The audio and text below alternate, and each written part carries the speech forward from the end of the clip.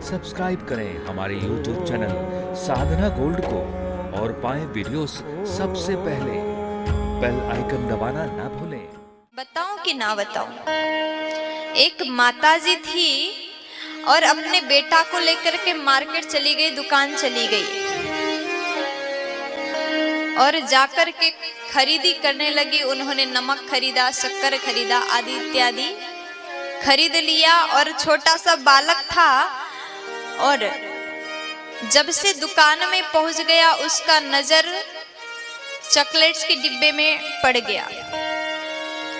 Toffee रखा हुआ था, उस डिब्बा को जब से गया तब से देख रहा है बड़े गौर से।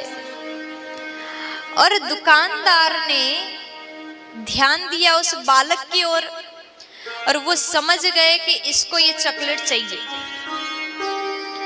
और उनकी माँ ने नहीं खरीदा, शायद सामर्थ्य नहीं होगा या फिर खरीदना नहीं चाहा, कुछ भी आप समझ लो, नहीं खरीदा।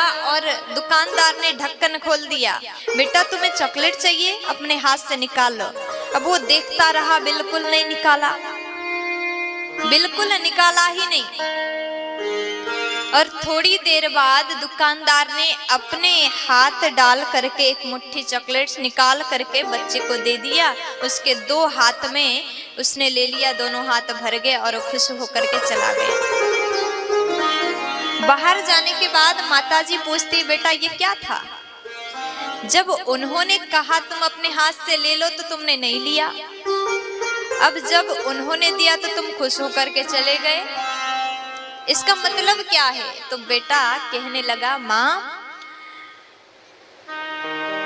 अगर मैं अपने हाथ से लेता, एक हाथ अंदर डाल करके लेता, तो मैं छोटा सा हूँ, मेरा हाथ भी छोटा सा और थोड़ी सी चॉकलेट आ जाता। उन्होंने एक हाथ से दिया, मेरा तो दो ही हाथ भर गया। अब देखिए, केवल एक कहानी नहीं है, इसमें भी लॉजिक है। हम भगवान से कितना मांगेंगे, मांग करके अपने पूरे लिस्ट बताते हैं, भगवान हमें ये दो वो दो, सकाम भक्ति से कहते हैं, सब कुछ मांगते हैं।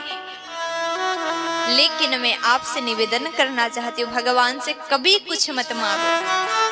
आप मांगोगे तो वही देंगे जो आपने, जितना आपका सामर्थ्य होगा, जितना आपका, जहां तक आपका दिमाग पहुंचा वो मांग लिया, उतना मिल जाएगा। अगर कुछ नहीं मांगोगे, केवल भगवान से प्रेम करोगे, शुद्ध भक्ति करोगे, तो आपको वो मिलेगा जो आपने कभी सोचा भी नहीं होगा। प्यार से बोल दीजिए ना।